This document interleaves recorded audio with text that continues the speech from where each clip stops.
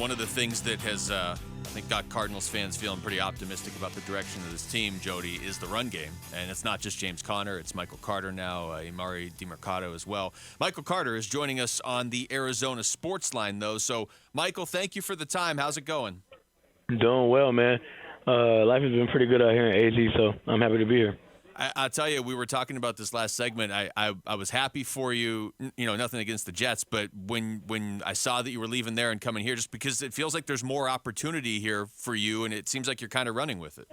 Yeah, definitely. And, it was kind of something that I seek for a little bit, but I'm just, thankful for the people in New York, giving me a chance to be in the NFL. But I'm really happy to be out here in Arizona right now. It's like I'm having the time of my life. Hey, Michael, you had a terrific game last week against the Eagles. What a win for the team as well. But you had your first receiving touchdown. What was that like for you? Say again? I'm sorry. You said I had my first receiving touchdown. How does it feel? Yeah. How was it? I mean, that was a nice play from Kyler there. Take me through that, and what was that like? Shout out to Kyler. He I guess it was kind of like a sign of me not being here that long. I couldn't really hear him in the huddle. So he got me in the right route, and he helped me get that first touchdown. I really owe it all to him and the guy blocking up front, but I really owe it to one because our great quarterback got us in the right play. Well, nice. Yeah, it worked out. And, I mean, I want to ask you about just it looks like you're so difficult to tackle, hard to bring you down. Just why is that, do you think? I think it's just, honestly, how I grew up. Obviously, I'm not the biggest guy in the world, but I'm not small. You know what I mean? Like, I don't know how to explain that further, but me and my dad used to bring me to the games on like Pee Wee football and stuff like that. And it was just like, all right, let's see how many touchdowns I can score. Let me see how many carries I can get and not get tackled. And it was just kind of like a little fun game I played growing up. But now it's like, it's translated so much because I hate going to the ground. It's like one of my least favorite things in the world. But hard work, a lot of hard work has gone into it too. We're talking to Michael Carter. Michael, you mentioned Kyler Murray. What's it like to have him as your quarterback? Honestly, he's really fun to play alongside. He's a competitor. He's a gamer. Obviously, he's a freak athlete. Definitely the fastest quarterback I play with. He's a great decision maker, and he has also a special ability to get his team out of messed up situations with his instincts and his talent. So. And he's been a really good friend since I've gotten here. So nothing but good stuff to say about my boy. And can't wait to, play some more games. Luke mentioned that, it's you and James Conner, Amari DiMercato in that running back room. James is having a great year. He's such a fiery guy. What have you learned from him, or what's it been like being a teammate of James Conner's? Yeah, I think the number one thing I picked up from James since I've gotten here is he's a man of substance. He's not really just finna say anything just to say it. What you see is what you get from him. He's very intentional. He works really hard, and that's kind of like the standard I came from, just like growing up and stuff like that. He's cut from the right cloth, and so just being able to be and not only in the room with him, but putting in extra work on these weekdays and just picking his brain and honestly like bouncing ideas off of each other and just becoming close with him. He's became my brother, and I have nothing but respect, the utmost respect for him. We're talking to Michael Carter. Michael, going back to that Philly game, it sure seemed like maybe your guys' best game of the year, and obviously there were all the storylines with Jonathan Gannon going back to Philly. Was there a little extra emphasis on trying to win that game for a coach? To me, yeah, just because, all right, I think I could, from a team perspective, I think that JG does a really good job of shooting it straight and, just being real with us, as a team. And, we did want to win that game a little bit extra for him. And me personally, I'm even taking it a little bit further. Like, these guys wanted me. They brought me here. So, yeah, like, I feel like there's a lot I'll do for him. And, getting that W for him it was a big deal to me in terms of my week of preparation and everything, just taking it up a notch. And I'm glad we could get the W for him. So last week, a lot of focus on that for JG. This week, it's the last game. It's a home game.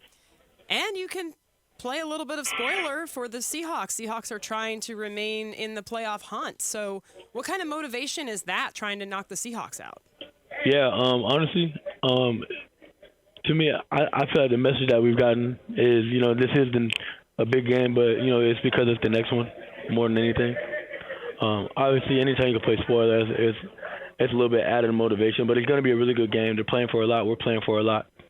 And I can't wait for Sunday. It'll be really fun.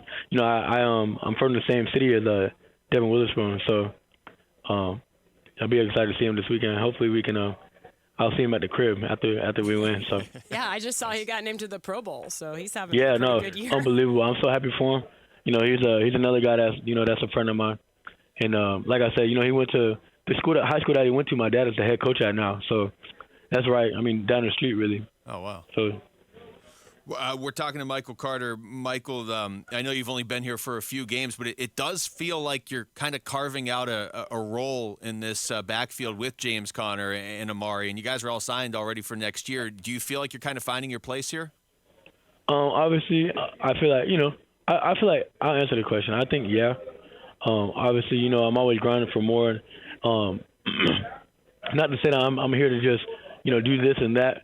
All I'm saying is, I came from New York. I sound a little bit scarred, huh? But all I'm saying is, I'm always grinding, to achieve more and, just stay ready and stay focused and stay prepared. So, it's awesome. It's a blessing to be in the room that I'm in. But, I think we gel together well. So yeah, I mean, I can't wait to be here next year. If that's God's plan, and that's the team's plan. But, I'm really excited about this era in Arizona.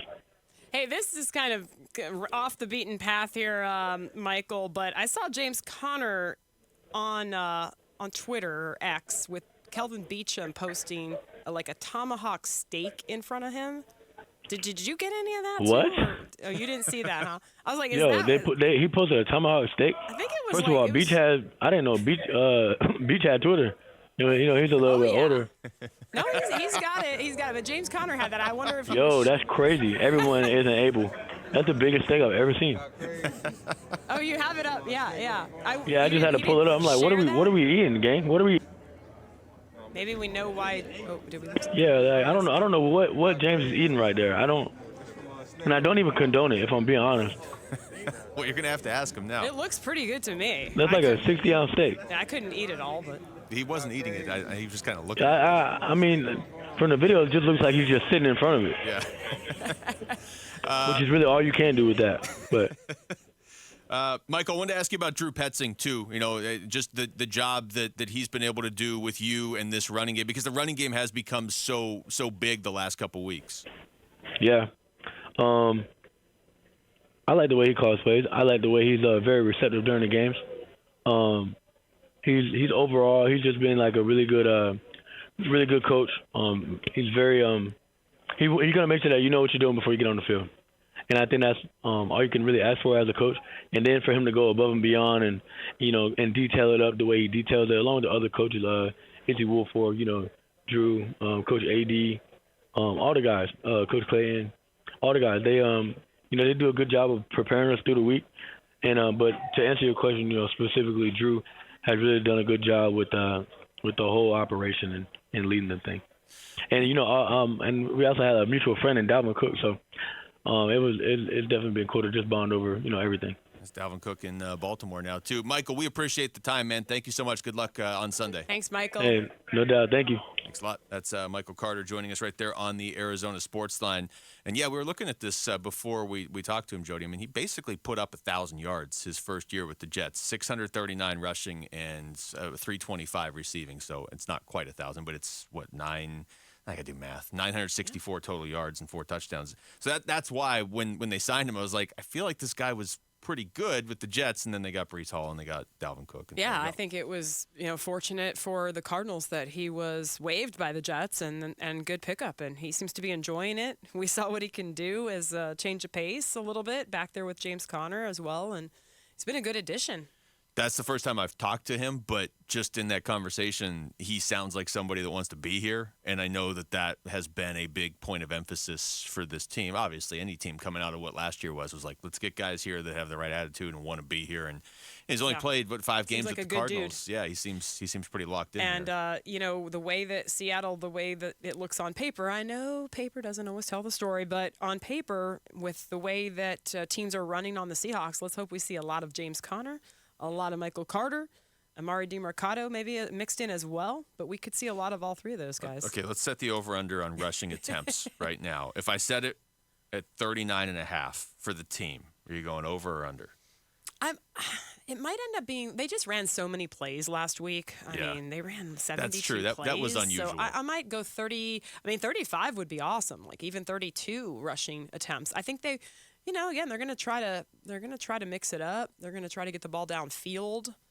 But I would say it's going to be more like 30, 32. The first time they played Seattle and they didn't have Michael Carter yet. In fact, they didn't have James Conner in that game. They ran it 25 times. Yeah, Amari DiMercato, I think, was carrying the load there. So DiMercato and Josh Dobbs and Rondale Moore. Those were, and Damian Williams. So it's a little bit of a different look for the Cardinals against It's been Seattle. A work in progress this year. It's been a while. Thanks for watching Wolf and Luke. Tap to see more and click the button in the middle to subscribe to Arizona Sports.